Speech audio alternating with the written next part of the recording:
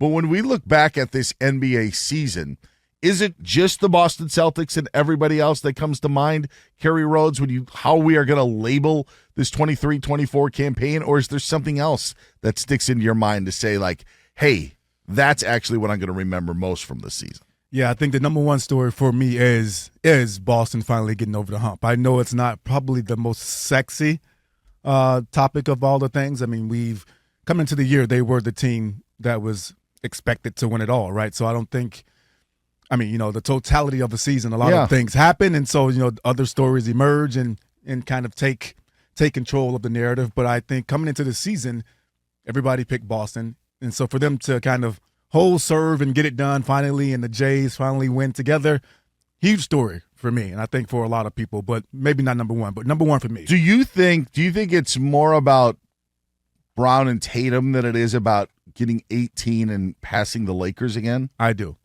But I do know that there is a universe, and not even an alternate one, just a different universe on the side, a little bit off the main path that is the number one conversation because of, both fan bases being so rabid about that. But for me, it's about the Jays. I mean, people been trying to break these guys up for multiple years now, saying they can't play and can't win together, and they finally got it done. So I'd say that's a pretty good story. Can I be honest with Jayson Tatum? Okay, because Jason, you listening? Listen up to Dan now. No, I don't. I'm not going to be completely negative, because there was a time sitting in this chair or sitting in our old studios just down the hall where I said that Jayson Tatum was a superstar in the NBA. Yeah. And I felt that at one point. And I backed off of that. I said, all right, he's not a superstar. And the reason actually that I think that it happened is because I look at Anthony Edwards, I think is a great example. Like, Anthony Edwards has it. And it's not that Jayson Tatum doesn't have it, but I do think that there's a different level to it. So I backed off of, like, Anthony Edwards has what you need to become a superstar. And I just didn't feel that then Jayson Tatum maybe fit that bill of what actually a superstar in the NBA or the next superstar in the NBA is. However, how Jayson Tatum has handled the celebrations and stealing everybody else's lines with all of this has actually made me think of him less in this NBA championship. Like, he was planning. It's not even the keeping of receipts, Terry, because it's like he's trying to make that his own, or trying to convince us to fall in love with him, or remember that Jayson Tatum moment of him hugging the trophy just like Kobe, or screaming just like Kevin Garnett, or stealing Kanye's line, or doing what Steph Curry, said. Like, they were all taken verbatim from somewhere else. So it tells me that it bothered him, and it tells me that it wasn't that he was keeping receipts to motivate, is that he wanted to be shown in the light of, hey, I'm NBA champion. And that took a little off of it. I felt that it was contrived and fake and phony, and I didn't like it.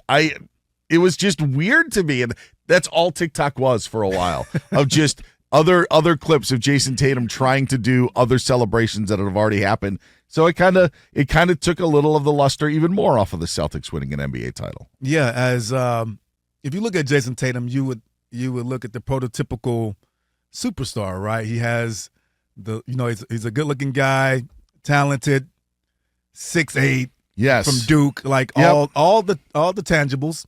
And so you're looking at it like he should be that guy. But you're right about the celebration stuff. It was contrived. It did look phony and fake. But again, he's not a guy that's overly emotional anyway. So he's usually in this place of control most of the time. So I don't think even the celebration part is really a part of him.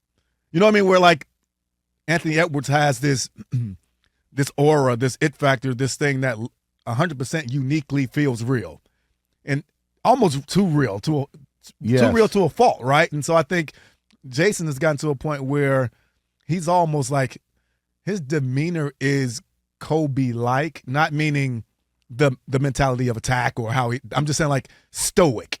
Kobe didn't give you anything outside of, I'm going to go out here and kill you on the court, and we'll do that. Like, most of his stuff while he was playing was definitely in control. If you Sure. look at it, even his press conferences, all that. You know where I would draw the comparisons to Kobe? Yeah. When Kobe tried to sound like Michael Jordan.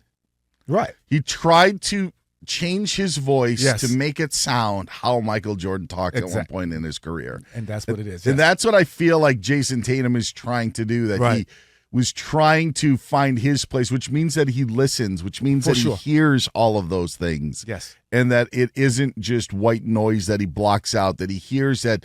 And I thought that his clutch stats this past season, something that we've talked about, I thought they were misleading. Not that the numbers were misleading, but I thought that Jayson Tatum throughout his career has been a very good player in clutch situations and Yes. in late game situations. Yeah. So I kind of thought that knock on him was unfair, kind of played into the Jaylen Brown, Jayson Tatum rivalry. Yeah. But that's kind of where I am on Tatum, where even these celebrations, I thought, all right, was it the goal just to get one? Is the goal to win multiple? Or is the goal to try to find yourself in the ABC intro for the NBA Finals over the next 10 years with whatever you said afterwards? And that's what I actually felt that it was about. Yeah, no, those guys definitely keep receipts. We're talking about Tatum right now, but even Brown, right?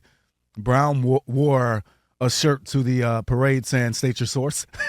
Sure. So, like, these guys do pay attention. I don't think, and I think the brilliance of those two not really getting caught up in that while the run was going on, or stating their frustration or stating that they're trying to prove anything outside of winning the title, right? They were definitely able to keep that in-house and, kind of push that down until it was time to, show that we have been keeping these receipts. So I thought they did a good job of that. But yes, I agree with you about it being definitely contrived and not a real pure moment like the KG's anything is possible moment. That was real. You've heard of St. Patty's Day? Sure. Friday was St. Patty's Day in man. Boston. Yeah. That's what they were doing. That actually Ring the bell. Ring the bell on that. That could have used a rim shot. That was a very much a dad joke. We would love your There you thoughts. go.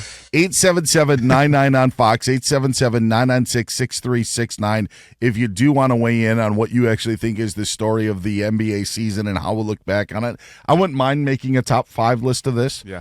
I think I'm just going to bring up three that I jotted down.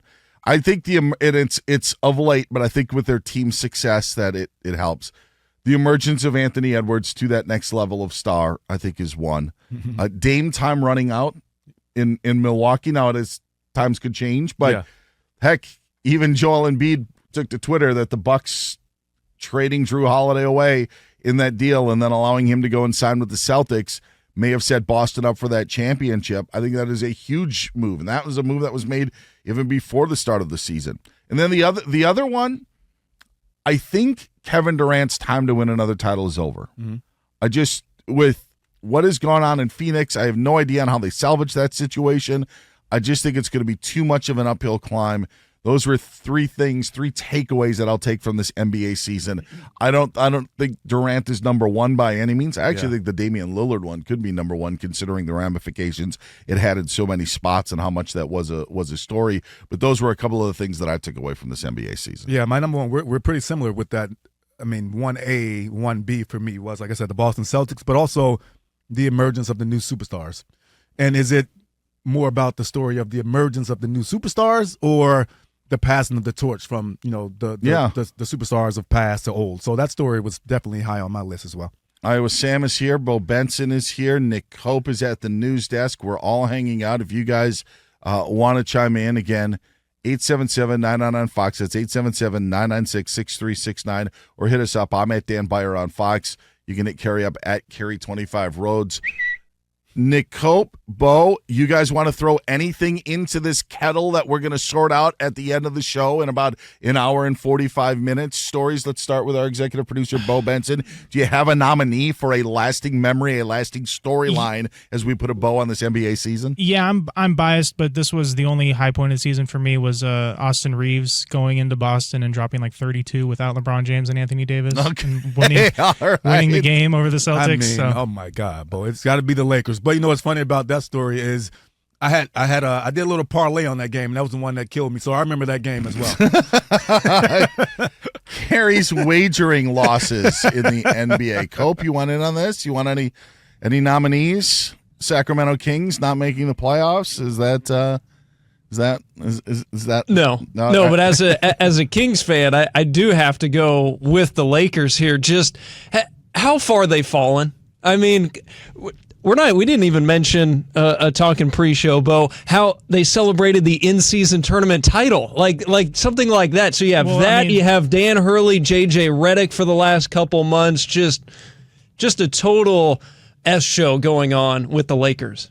Yeah, the in-season tournament, that was celebrated more than the NBA Finals, actually. When you think about it. So.